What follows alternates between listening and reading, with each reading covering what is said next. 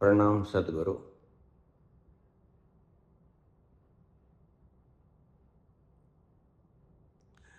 आद्य प्रकाश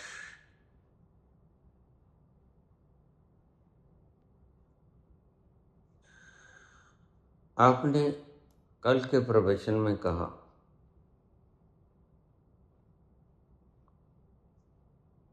कि दुखों का मूल कारण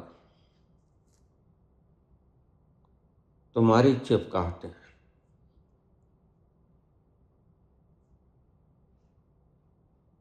कुछ समझ में आ गया, कुछ समझ में नहीं आया। क्या आप इस प्रसंग को ज्यादा सरलीकृत ढंग से समझाने का कष्ट कर सकते हैं? हाँ, मेरा काम ही यही है।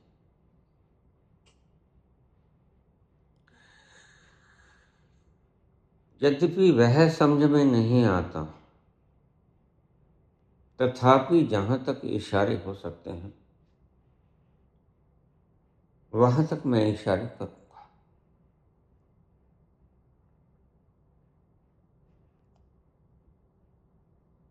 सारा दिन तुम काम धाम करते हो, वह ऑफिस का हो या दुकान का, या किसी की दुकान पर नौकरी करते हो, और सारे दिन काम करने के उपरांत तुम थक जाते हो।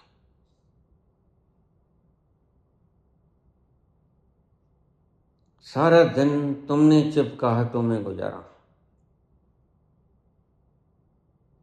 ऑफिस में जो काम था वो भी तुमने निष्णात ढंग से किया, और जो दुकानदारी में प्रज्ञा की जरूरत थी, मोल भाव करना, वह भी तुमने निष्णात पूर्ण किया। प्रकृति तुम्हें रोज सिखाती है। जो बातें तुम संतों से पूछते हो,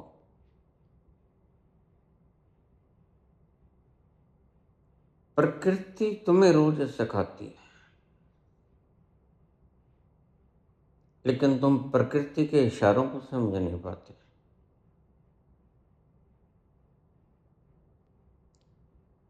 जरा सोचिए, जब तुम थक जाते हो, और इतना थक जाते हो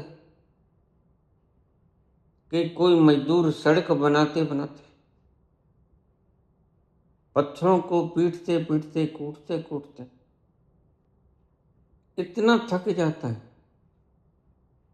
तो उसके हाथ अब हथौड़ी को उठा नहीं सकते, और सारा शरीर एनर्जी लेसनेस की अवस्था में आ जाता है। तो तुम ये नहीं देखते कि दोपहरी का मौसम है, सूरज सिर पर है, तुम्हें नींद आती है, तुम वहीं सो जाते हो,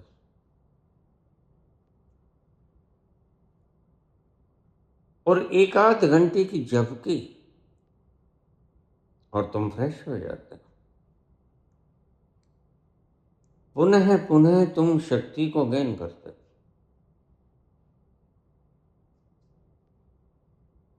प्रकृति ने तुम्हें सिखाया तो बहुत है, लेकिन तुम सीख कहां पाए?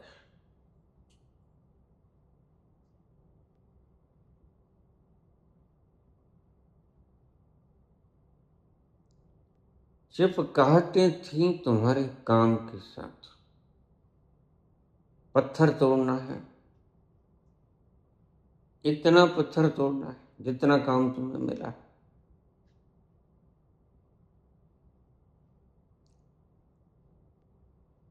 और अधूरे अधूरे पत्थर जब अभी आधे रहते हैं और तुम्हें शक्ति खो जाती है,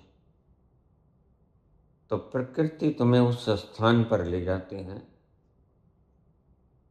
जिस स्थान पर जाकर तुम पुनः पुनः एनर्जी को गेट कर सको।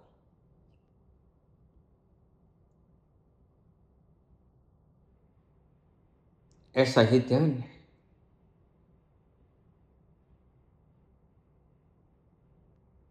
क्या हुआ जब तुम अपने अंतस में उतरे? बताइए क्या? शरीर से चिपकाहट खो गई। मैं बता देता हूं। जो शरीर पत्थर तोड़ रहा था, वही शरीर एकदम मृतवत हो जाता है। मृतवत होने का मतलब क्या है? नॉन क्लिंगनेस। जो आदमी मर गया, असल में उसके मायने ये हैं कि उसकी चेतना का क्लिंगनेस उसके शरीर के साथ खत्म हो गया। चिपकाहटें खत्म हो गई, क्योंकि चिपकाहटें जिस शक्ति के द्वारा आती थी, वह शक्ति बाहर चली गई।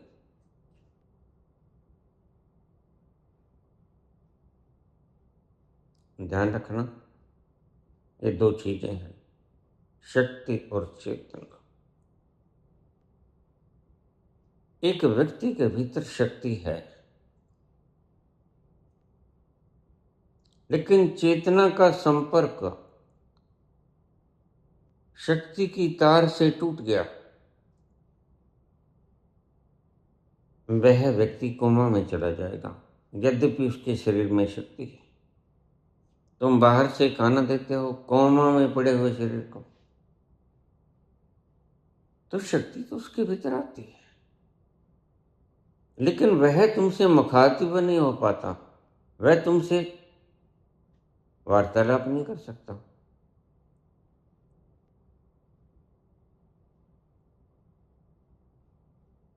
शक्ति और चेतना का मिलान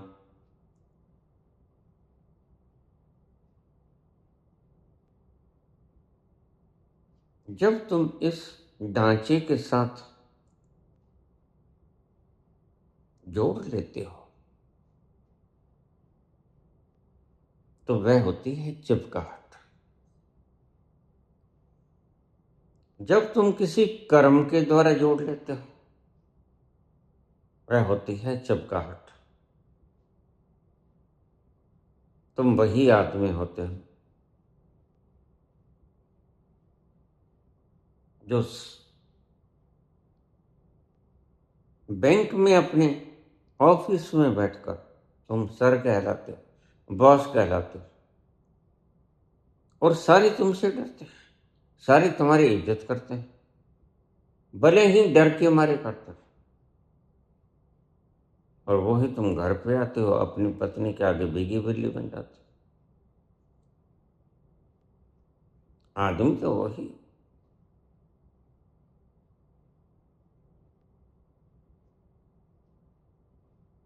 क्या हुआ? चिपकाहट का मतलब है किसी अन्य चीज को जो तुम नहीं हो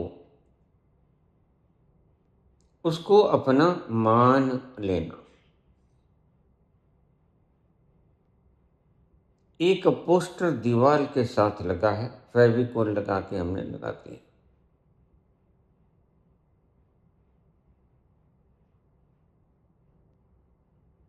अगर वह पोस्टर ये समझने लगे यह दीवार में हूं, तो यह होती है चिपकाहट। अगर वो दीवार समझने लगे कि यह पोस्टर में हूं, यह होती है चिपकाहट।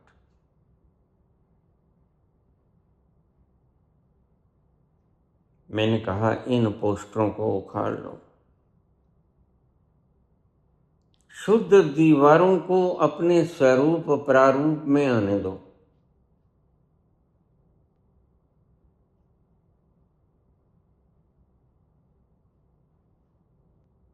इतना सा काम शुरुआत में तुम्हें करना ही होगा। और तुम पाओगे हजारों हजारों की तादादों में तुम्हारे भीतर चिपकाहट। इस छोटी सी जिंदगी में भला तुम क्या क्या करोगे, लेकिन मजे की बात है इस छोटी सी जिंदगी में तुम सब कुछ करते हो। तुम परमात्मा के बारे में भी जान लेते हो कि वह है कि नहीं है। तुम विद्या भी पढ़ लेते हो, तुम डॉक्टर इंजीनियरिंग भी कर लेते हो, तुम सर भी बन जाते हो, आचार्य भी बन जाते हो, तुम संत भी हो जाते हो, तुम लोगों को अपनी कथा कहानियां भी सुनानी शुरू कर देते हो। और जीवन छोटा सा है, हर पल गुजर रहा है।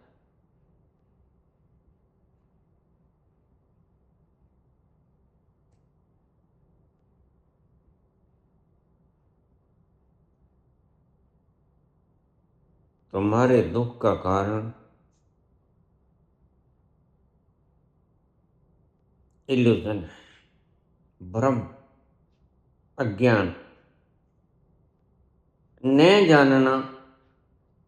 तुम चिपक गए हो दीवार के साथ और दीवार को अपना होना मान लिया है। और बड़े मजे की बात,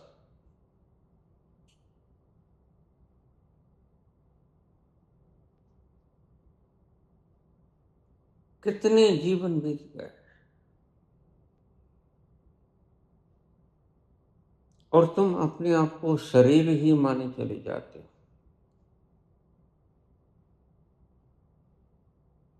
मनुष्य के जीवन को सर्वश्रेष्ठ जामा कहा गया। यह सबसे श्रेष्ठ लिबादा है तो लिबादा, लेकिन श्रेष्ठ है क्योंकि किसी और जन्म में विवेक नहीं होता। एक मानस का शरीर ही है, एक मानस का शरीर ही है, कर्मे आवे कपड़, नदरी मोख दवा। यह है दो ही लक्ष्य हैं हमारे, और दोनों ही परमात्मा के हाथ में।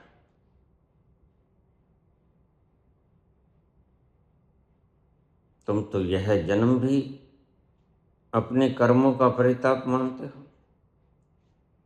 कर्म नहीं, कर्म, परमात्मा का कर्म, परमात्मा का रहमो कर्म, कृपा। और इन कर्मों को तो तुम अपना कर्म मानते ही हो। तुम समझते नहीं। बहुत से संत बोल के चले गए और बहुत से गप्पी लोग भी बोल के चले गए। दोनों की बातों में इतना उलझाव हो जाता है तुम्हारे मन में, क्या ठीक और क्या गलत ये तुम समझ नहीं पाते। तुम आज तक समझ नहीं पाए करता कौन है। और बाबा नानक एक अल्फाज में तुम्हें बता देते हैं, कर्ता पुरख, एक ओंकार सतनाम, कर्ता पुरख। कर्ता वही है, लेकिन तुम कहते हो नहीं मैं हूं।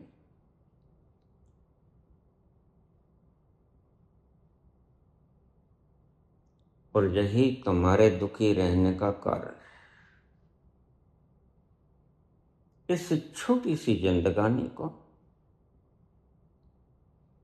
पल पल को इतने रस से भर के जियो कि जीने का मजा आ जाए।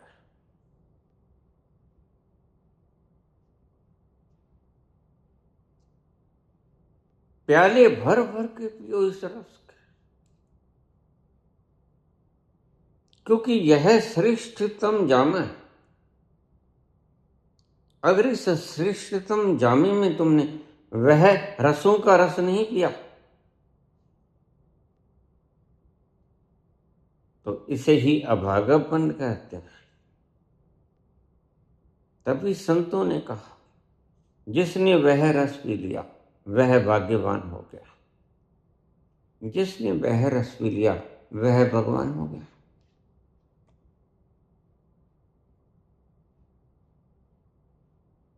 उस रस को पीने में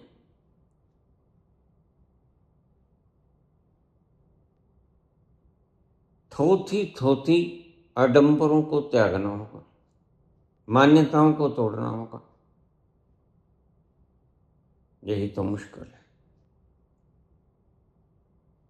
जन्मों जन्मों से जिसे तुमने अपना मैं मान रखा है, वह तोड़ना तुम्हारे लिए करीब करीब असंभव है। और असंभव है इसलिए तुम तोड़ तो नहीं पाते, तोड़ने का नाटक करते हो।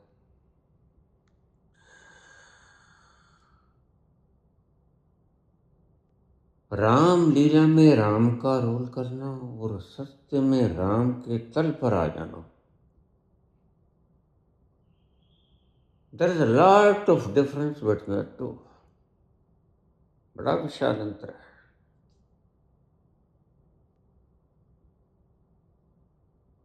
अब रामलीला का वक्त आएगा, सारे हिंदुस्तान में भी और बाहर भी किसी किसी मुल्क में रामायण खेली जाती है।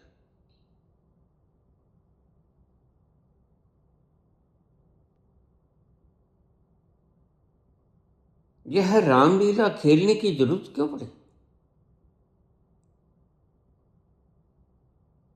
क्योंकि हम उस असली राम के तल पर पहुंचने में असमर्थ हैं। उस तल पर पहुंचने के लिए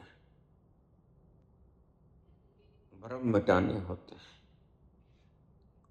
और हम तो भ्रमों को छाती से लगाए रखते हैं। भ्रम तोड़ना हमें मृत्यु जैसा मालूम पड़ता है, और ठीक भी है। भ्रम तोड़ने में मृत्यु आती है, लेकिन आती है इल्यूजन को तो मैंने, तुम तो अमृत हो, तुम तो अमर हो, तुम तो अजर हो, तुम जलते नहीं, तुम्हें काटा नहीं जा सकता।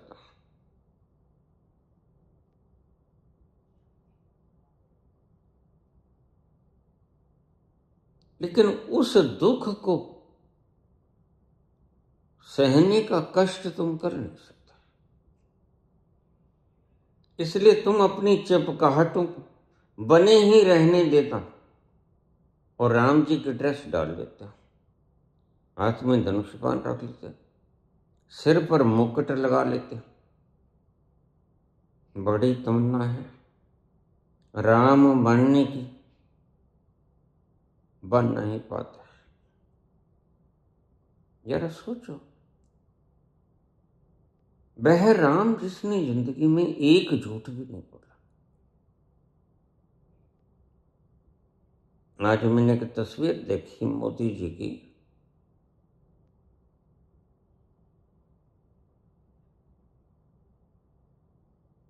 धनुर्धारी श्री राम के, यही फोटो अगर सिख धर्म के किसी पीर की होती, सिख धर्म के किसी गुरु की होती, तो सिर धड़ से अलग हो गया होता।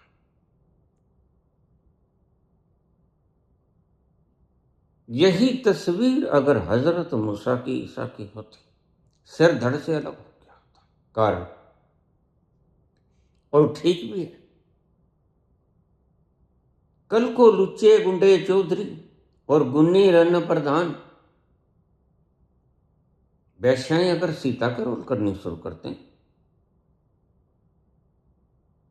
वैश्याएं अगर लक्ष्मीबाई का रोल करनी शुरू करते हैं, तो इसमें तौहीन किसके?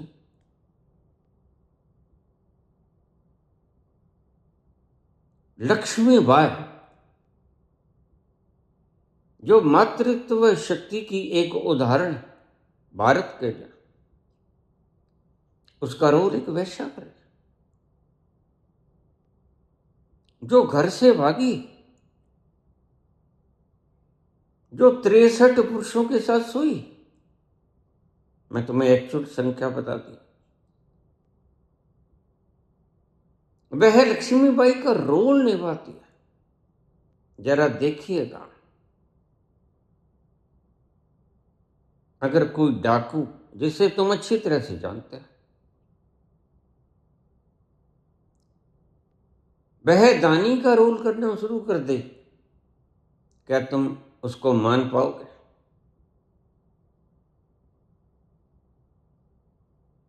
नहीं मानेंगे हम, क्योंकि हम जानते हैं यह तो डाका मारता हमने देखा। एक पतिव्रता सीता का स्वामी भगवान श्री राम,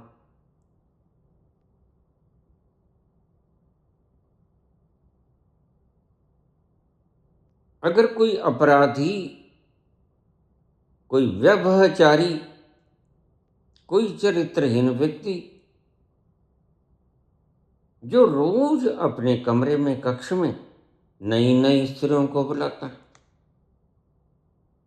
वह धनुष धारण करे। मैंने एक शब्द बोला, अगर कहीं यह सिख धर्म में हो गया होता तो अब तक शीश धड़ से अलग हो गया होता।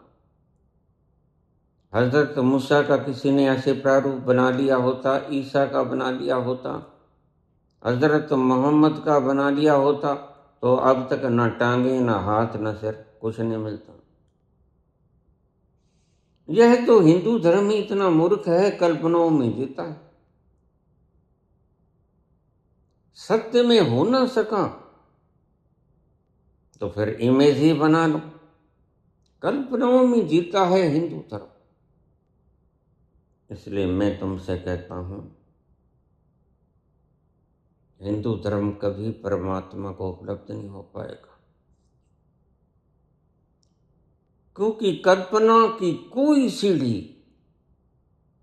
परमात्मा तक जाती है। मैंने पिछले प्रवचन में भी कहा है,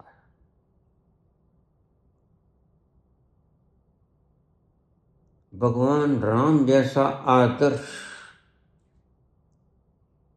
और हमारे राजनीतिज्ञों में से मैंने पहला व्यक्ति देखा जिसकी आकांक्षा इतनी ऊंची कि वह भगवान बनना चाहता है।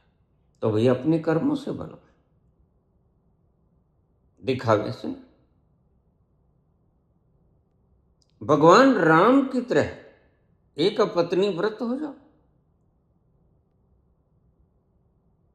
अपनी पत्नी को छोड़ के भाग आते हैं। भगवान राम ने ऐसा तो नहीं किया। सारा हिंदुस्तान पुकार रहा है आज, अलग अलग दुखड़ों को सुना रहा,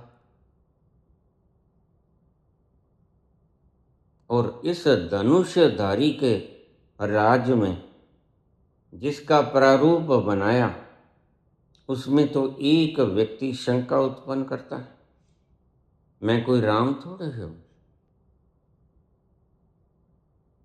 जिसकी धर्मपत्नी सीता 13 महीने तक रावण की कैद में होके आई और राम उसे अपने संग महलों की रानी बनाने चले, बस एक थोड़ा सा था तो ये झूठ। लेकिन बात यह है कि राजा अपनी प्रजा की कदर कितनी करता है। शंका उठी तो उठी क्यों? हालांकि शंका गलत थी। मैं राम को इस मामले के अंदर निर्णायक राजा नहीं कहता, मैं राम को मूर्ख कहता हूं। और मूर्खता वाला काम ही राम ने किया, सब कुछ उजड़ गया उसके इस एक फैसले के कारण। छोटे छोटे बच्चे तमाचा मारते हैं राम के मुख के ऊपर। उत्तर दो, क्यों सीता से नाता जोड़ा था, क्यों सीता को छोड़ा था? जब तुमने अग्नि परीक्षा ले ली थी उसके बाद सीता को तुमने वनवास क्यों दिया? उत्तर दो राजा, उत्तर दो।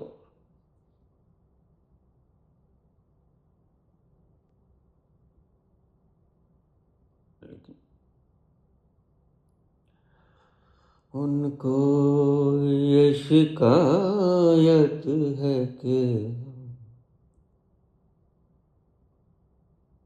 कुछ नहीं कहते, कुछ नहीं कहते। उनको ये शिकायत है, उनको ये शिकायत है कि हम कुछ नहीं कहते, कुछ नहीं कहते। अपनी तो ये आदत है कि हम कुछ नहीं कहते, कुछ नहीं कहते। उनको ये शिकायत है, और शिकायत सही है लकुश। उनके किसी प्रश्न का कोई जवाब नहीं राम के पास। वो कहते ठीक, जब तुमने अग्नि परीक्षा ले ली थी तो धोबी के ये कहने का औचित्य क्या था? सीता भी तो तुम्हारी प्रजा ही थी। तुमने बिना दूसरे पक्ष को सुने एक पक्ष को सुनकर ही फैसला कैसे सुनाते? और सीता एक जीव नहीं थी, दो जीव उसके गर्भ में पल रहे थे, हम थे। इतना क्रूरतम फैसला देते वक्त राजा की छाती न फटी? ऐसे ऐसे वाक्य लव कुश ने कहे, और राम कहे क्या? ठीक है बात। जब आदमी के पास कोई जवाब ना हो तो यह एक मजबूरी हो जाती है कि वह कुछ न बोले। अच्छे भले दिमागों मर नफरत के बीज भर देना,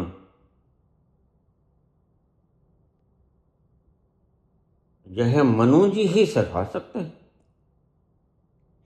मैं मनु को कोई बहुत बड़ा विद्वान नहीं समझता, एक नंबर का धृष्ट व्यक्ति है।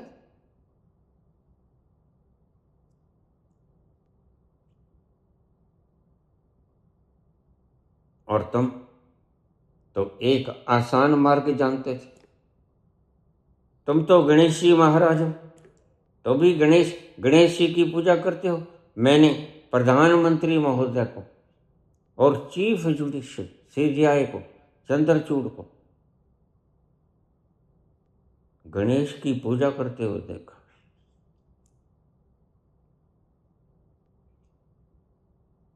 गणेश पूजनीय कहां से हो गया? तुमने तो आइकॉन ही गणेश को बना लिया। गणेश तो मूर्ख व्यक्ति है एक नंबर का। गणेश तो बेईमान, वह पूजने योग्य है ही नहीं।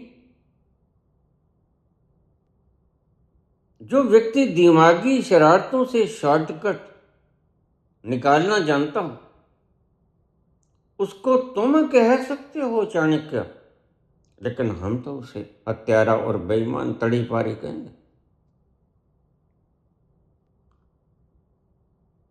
न्याय नहीं कहता।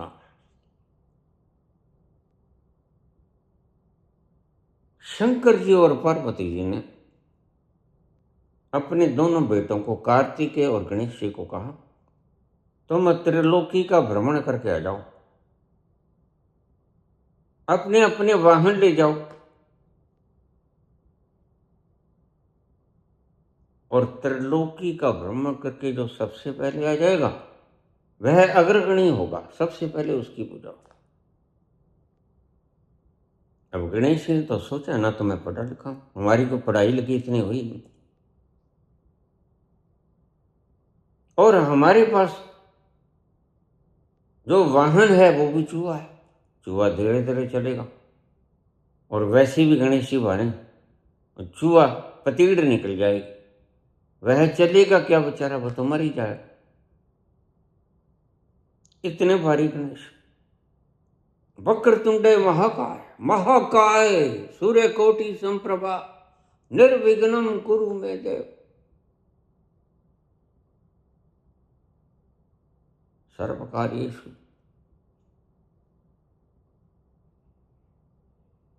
निर्विघ्न कोई नहीं होता।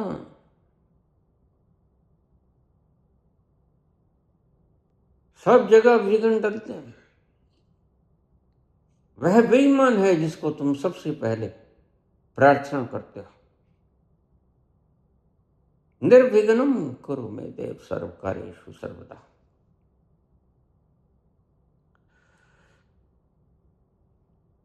उसने बेईमानी से प्रपंच लड़ाया, जैसे ये संघी लोग 100 साल तक प्रपंच लड़ाते रहे। आखिर में इन्होंने एक शॉर्टकट ढूंढ लिया। शॉर्टकट क्या था? झूठ बोलो, झूठ बोलो, झूठ बोलो। निभा तो तुम सकते नहीं, पूरे तो तुम कर सकते नहीं, क्योंकि तुम पढ़े लिखे तो हो ना। कैसे एआई चलाओगे? और आज तो जमाना एआई का है। एक अकेला मुल्क है भारत, जिसके ऊपर अशिक्षित व्यक्ति राज कर रहा है, और सबसे ज्यादा पॉपुलेशन वाला देश, एक अकेला मुल्क। ईरान जैसा छोटा मुल्क, उसका राष्ट्रपति पोजीशन हार्ट की सर्जरी का स्पेशलिस्ट है, सर्जन।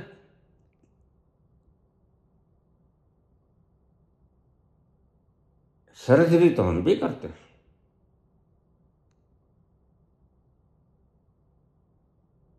लेकिन फिर 4 लोग ही लेके बाहर निकलते हैं, अपने पांव पे नहीं चल के बाहर आता हूं। ऐसा ही होगा अगर थोड़े से साल तुमने ऐसे और गुजार दिए। भाई कहते 3 साल और पड़े हैं साहब के,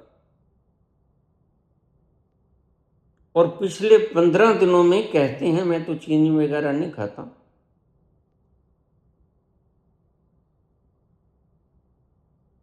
कि चीनी 35 रुपए से बढ़कर 65 रुपए होगी। मैंने कहा चलो डबल तो नहीं होगी, 5 कम ही है ना। कहते सांझ तक हो जाएगी।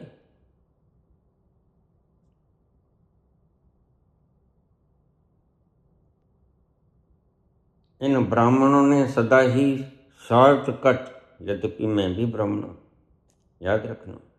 अगर कोई शूद्र जाति का व्यक्ति यह बात बोलता तो उसके ऊपर कमेंटों की बौछार आती। कमेंट तो मेरे पास पहले आते थे, लेकिन अब नहीं आते। और जो कमेंट करते हैं मैं समझ जाता हूं, अंध भागता है। इसके भीतर न्यूरॉन्स नहीं है, गोबर है।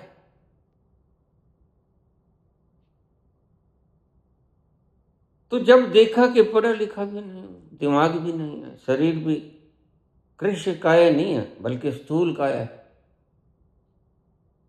जा भी नहीं सकूंगा, ऐसा ही कुछ अपना है हिसाब किताब। चूहा बेचारा वैसे ही फिस जाएगा बैठने से, तो दिमाग लड़ाया।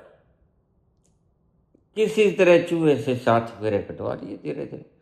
ऊपर नहीं बैठे, बस चूहे को साथ साथ घसीटते हुए 7 फेरे,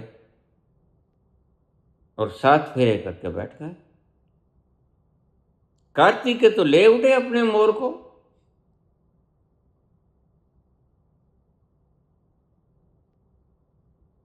राष्ट्रीय पक्षी है मोर।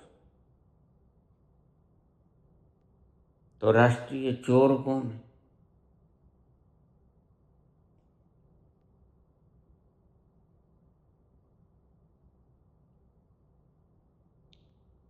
पार्वती ने कहा, पुत्र गणेश। वो गणेश क्या था? गोबर गणेश था।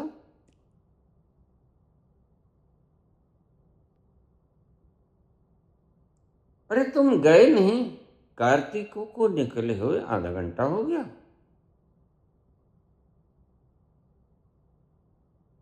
करीब सवा घड़ी हो चुकी है।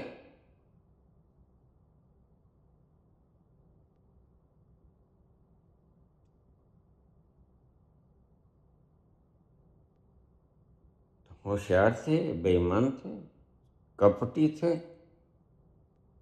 और इन लोगों के पास दूसरों को प्रभावित करने की वोकैबुलरी होती है। तो दोनों हाथ जोड़ के खड़े हो गए। कौन पिता माता नहीं चाहते कि मेरा पुत्र मेरी आरती उतारे, मेरा चालीसा बना के गायन करे। हालांकि मंदिर मुर्दे के बनते हैं,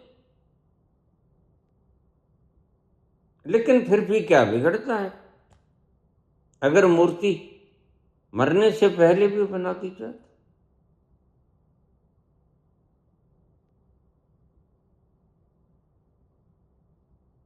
कहता, पिताश्री माताश्री,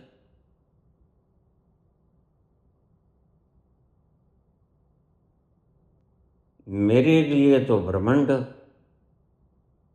तुम त्रिलोक की बात करते हो, मेरे लिए तो ब्रह्मांड ही आप। तमेव माता च पिता तमेव, तमेव बंधु च सखा तमेव, तमेव विद्या च द्रविणं तमेव, तमेव सर्वम मम देव देव। हे प्रभु, आप ही मेरे सर्व हैं। तुम तीन लोगों की बात करते हो, आप तो मेरे लिए ब्रह्मांड हैं। तो फुसला लिया माता पिता। होशियार बच्चे जो होते हैं वो माता पिता को अपने अल्फाजों में उलझा लेते हैं, मीठी मीठी बातें करके।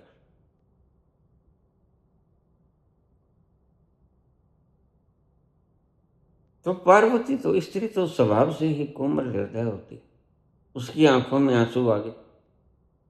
कितना समझदार पुत्र है!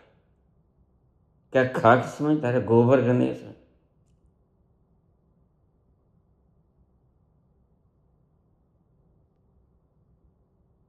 और देखो यहां तक तो ठीक, लेकिन जब पार्वती ने पहले कह दिया कि पुत्र कल्याण मस्तु भवा, तब बेचारा शिव जानता हुआ भी क्या बोले। जानता है कि इसने मूर्ख बना दिया हम सबको, हमारा उल्लू खींच दिया इसने। लेकिन अब क्या करे, पार्वती पहले बोल गई। पार्वती की तरफ वो खड़ा हो गया। मां थोड़ी सी कोमलता होती।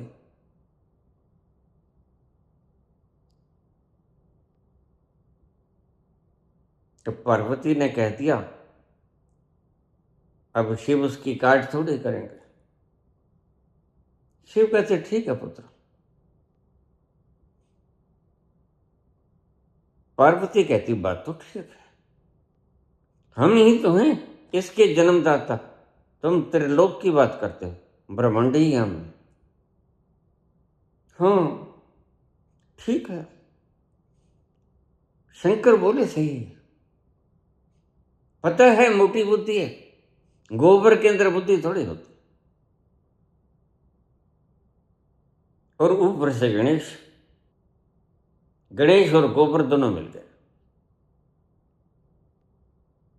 ऊपर से ब्रेक लगा के स्केयर कर दो, 2A भी फालतू निकला है।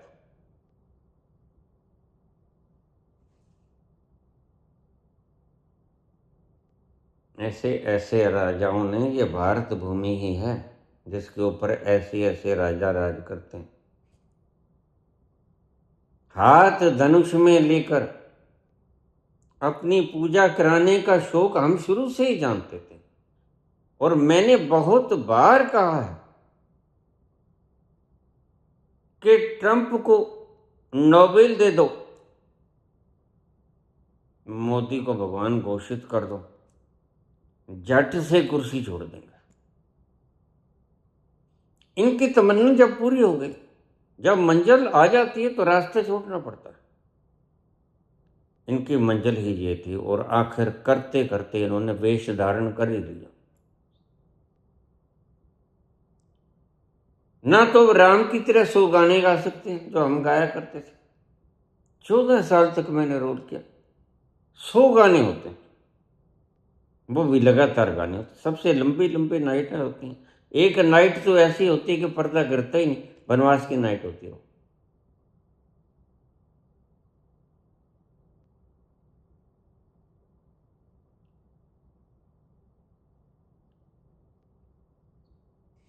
यह संसार है।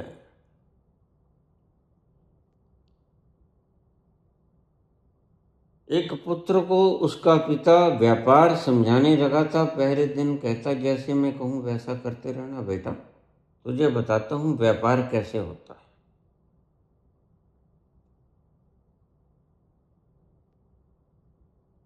कहता ठीक है पुत्र, बड़ा आज्ञा कर। और सब कुछ पुत्र को सौंपना था। पुत्र को ही तो सौंपना होता है। एथनॉल बेच बेच के किसको सौंपेंगे, किसको सौंपेंगे? ये एनएसए किसको सौंपेंगे, किसको सौंपेंगे? अमित शाह। बच्चों को चाहे कील लगी, लाठियों से पीटना पड़े, पैलेट बम गन चलाना पड़े, कितनी पिटाई हुई निर्दोष बच्चों की, कर रहे थे वो। नारेबाजी, नारे का तो भाई अधिकार है, यही तो कमाया है। तुम्हारे बुजुर्गों ने कुर्बानी नहीं दी तो इसका मतलब ये तो नहीं कि किसी ने भी कुर्बानी नहीं दी। यहां तो बाग के बाग उजड़ गए, यहां तो धरती वीरान हो गई, फिर कहीं जाके आजादी मिली है। तुम मां के आंचल में जाकर छुप गए तो अपने आप को तुम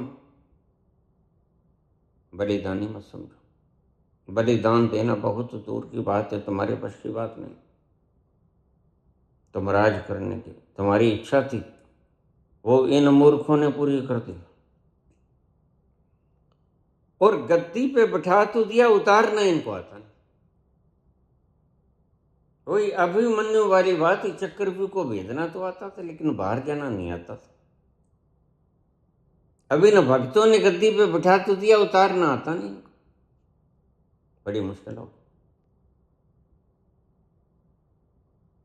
अर्जुन पूछते हैं कृष्ण को, हे प्रभु ये तो बड़ी दुविधा में फंस गया, इन्होंने तो चक्रव्यूह बड़ा जबरदस्त रचा,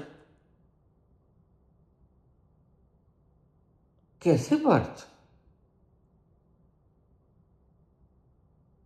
हे प्रभु मेरे गुरु मेरे सामने हैं, जिनसे मैंने शस्त्र विद्या से, जिनकी गोदी में मैं छोटा सा बच्चा होता था, निर्भय होकर बैठ जाता था, जिसने छोटी छोटी बुरकी मेरे मुंह में डाली और मुझे पाला, जिसकी वजह से आज मैं जवान। कहां कहां नहीं बचाया इसने मुझे। भीष्म पितामह। अर्जुन की टांगें कंप रही हैं। बात तो ठीक है, सेंसस एक रास्ता है, तुम भी अगर उस स्थान पर होगे तुम कपोगे। और फिर ऊपर से इधर 7 उधर 11, 18 अक्षौणी सेना, 4 अक्षौणी सेना ज्यादा भी है, महारथी सारे उधर हैं, यहां तक कि उसका सगा आपका मामा शल्य भी उधर है।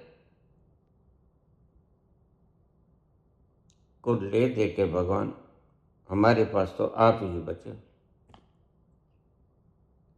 आपने तो नारायणी सेवा सेना भी उन्हें ही दे दी। भगवान मुस्कुराए, हाँ पार्थ बात तो ठीक है। और आप कहते हैं कि मैं कायरता से,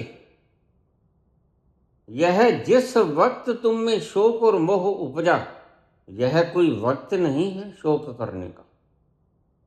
गलत समय पे तुमने शोक पैदा किया। तो अर्जुन कहते बात तो ठीक है, मैं कायर भी हूं, मुझे शोक भी हो रहा है, धीरज नहीं आता, डर रहा हूं, हाथ पांव कांप रहे हैं, देखो कितनी बुरी तरह से कांप रहा हूं।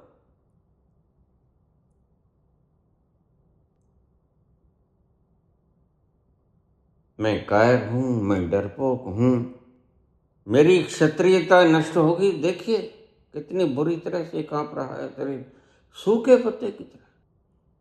कार्पण्य दोषोपहत स्वभाव पृच्छामि त्वां धर्म सम्मूढ़ चेता यश्रेयस्यानिश्चितं ब्रूहि तन्मे शिष्यस्ते अहम शाधीमां त्वां प्रपन्नम। कायर तो हूं प्रभु, कंप भी रहा हूं, लेकिन आप तो धर्म की प्रतिमूर्ति हैं। मुझे समझ नहीं आ रहा धर्म क्या है, अधर्म क्या है, मैं क्या करूं इनका। ये गुरु हैं जिनसे मैंने शस्त्र विद्या सीखी, क्या उनके विरुद्ध ही शस्त्र का इस्तेमाल करूं। जिन्होंने मुझे पाल पोस के इतना बड़ा किया, मैं उसको अपनी शक्ति उनके ऊपर ही लगा दूं मारने में।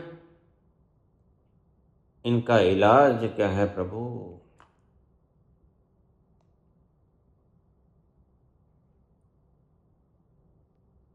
कृष्ण के इस शब्द को गौर से सुन लेना। कृष्ण कहता है, हे पार्थ, एक ही इलाज है और वही तुम्हें करना होगा। क्या मैं भाग ना जाऊं?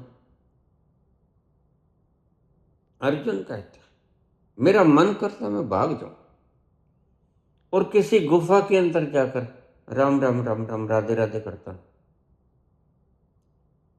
कृष्ण कहते ये तुम्हें भाग नहीं देंगे।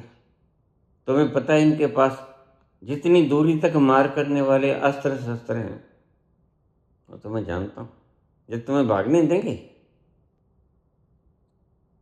अर्जुन की बुद्धि ठिकाने आ गई कि भाग तो मैं सकता नहीं। फिर अब तुम ही बताओ मैं क्या करूं।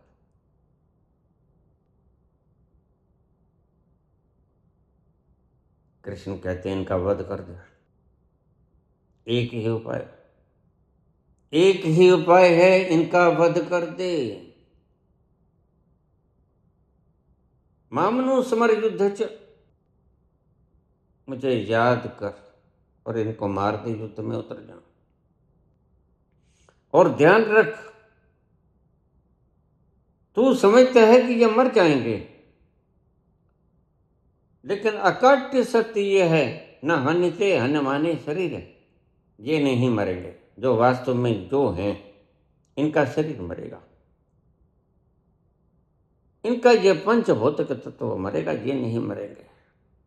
कबीर ने कहा है, मैं ना मरूं मरे संसारा, मोहे मिला जिला बनहारा। मैं उस तल पर पहुंच गया हूं जहां मौत आती है।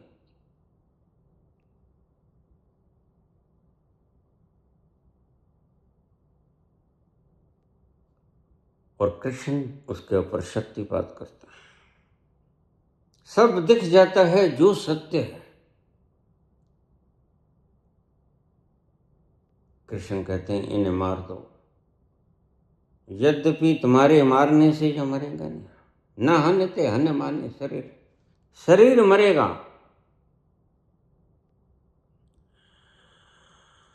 सज गई आज सारी दिशाएं, खुल गई आज जन्नत की राहें।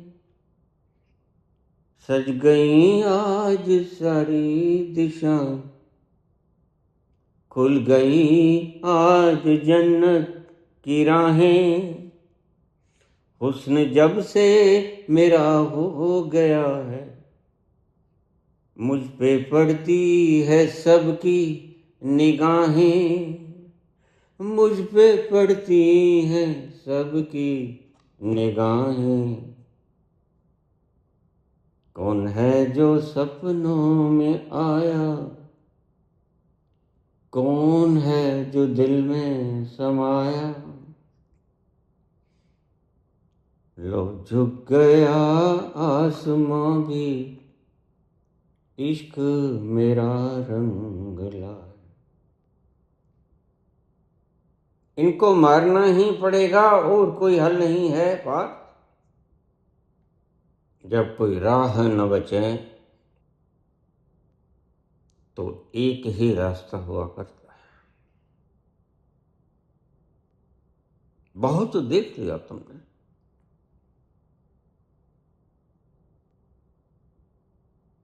बहुत छान दिया, बहुत सपने मीठे मीठे दिखलाए, बहुत आसमानों के भीतर तुम्हें एम्स भी मिले, स्मार्ट सिटी भी मिले, क्या क्या नहीं बनवाया गया सपनों में। सपनों में विकसित भी हो गए तुम, और सपनों में तुम ऐसा हो गए कि सारा संसार आके तुम्हारे चरण चूमता है, विश्वगुरु हो गया। तुम ललकार दो आज, कहाँ गए वो सपने, कहाँ गई वो जुबान जिससे तुम बोले थे। राज तो तुमने 12 साल कर लिया, लेकिन कोई भी दिशा दिखा तुम, जिस दिशा में तुमने विकास किया, बस 10 बार सूट बदलने के बिना, 100 देशों की यात्राएं करने के बिना, एपिस्टीन का आइसलैंड पे जाने के बिना,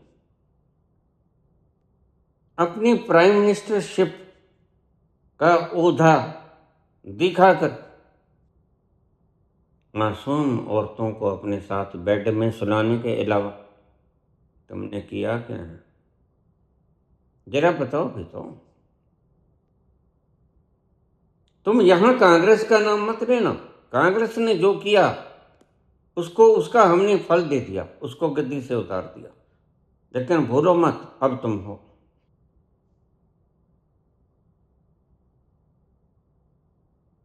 अब तो जवाब तुम्हें, हमें अकाउंटेबिलिटी चाहिए। इस तरह से बच्चों को कभी किसी ने मारा? क्या तुम ये तुम्हारे मित्र इजराइल से सीख के आए हो, जिसने छोटे छोटे बच्चों को फना कर दिया? तो हम इजराइल, गाजा हम नहीं हैं। यह तो शांतिप्रिय देश है। यहां ये आग लगाई किसने और क्यों लगाई? और ध्यान रखना, जिसने इस देश को आजाद करने के लिए कुछ भी नहीं किया, वह जहां हम दोयम दर्जे के नागरिक आपको करार देंगे।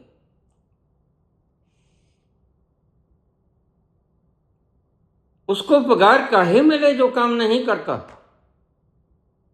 इसलिए मैं जो डिस्ट्रीब्यूट करता है इन्हें तनख्वाह देता है, 20 दिन तक ये मानसून के सत्र में नहीं आए, इनको 20 दिन की तनख्वाह काट देंगे।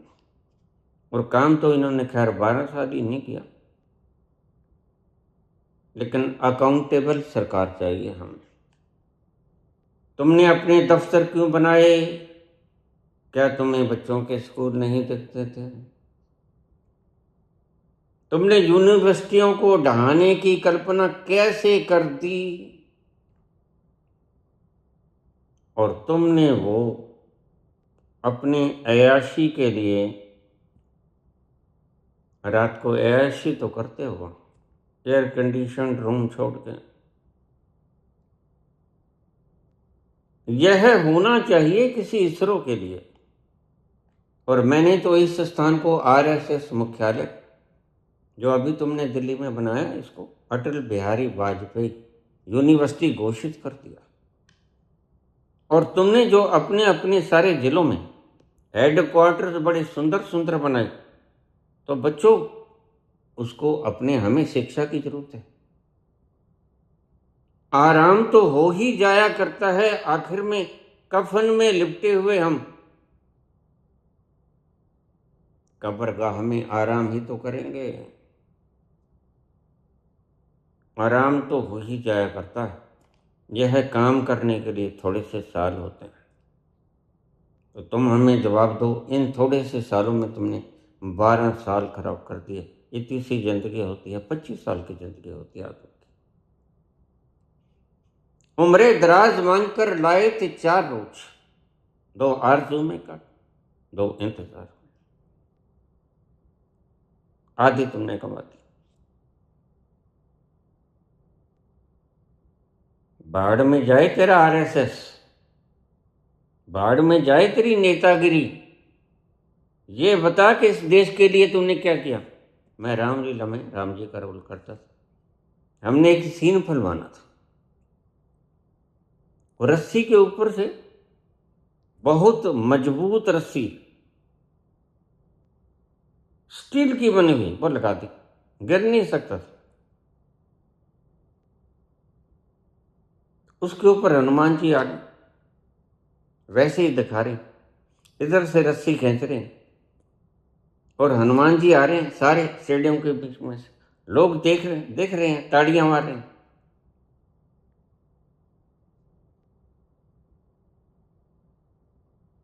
तो जब स्टेज के ऊपर तक आए, जब नीचे उतरना था, तो हमारे एक वहां शैतान हुआ करता था।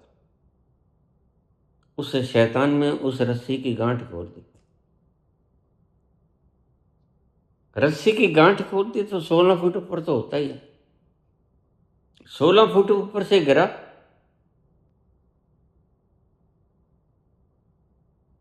तो थोड़ी सी चोट तो आई, चूकड़ा नहीं टूटा, बस दर्द बहुत हुआ। सभी भाग के आए, पर्दा करा दिया गया। मैं तो भीतर ही था।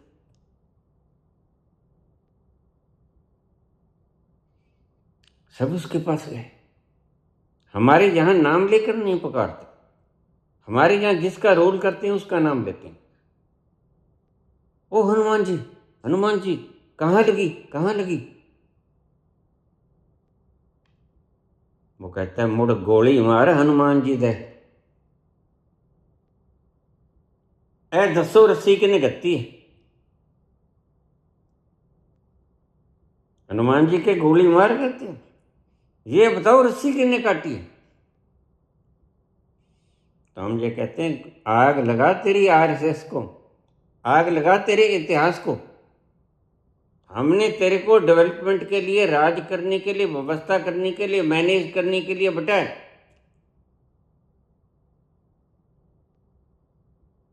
तू बता रस्सी किने गत्ती।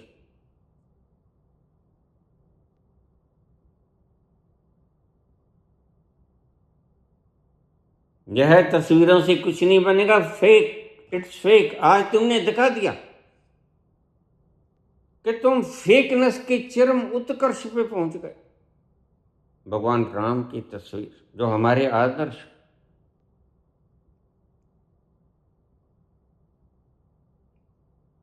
रोम रोम में बसे हुए। मेरे रोम रोम में बसने वाले राम, मेरे रोम रोम में बसने वाले राम, जगत के स्वामी हो अंतर्यामी, मैं तुझसे क्या मांगू, मैं तुझसे क्या मांगू। हे रोम रोम में बसने वाले राम।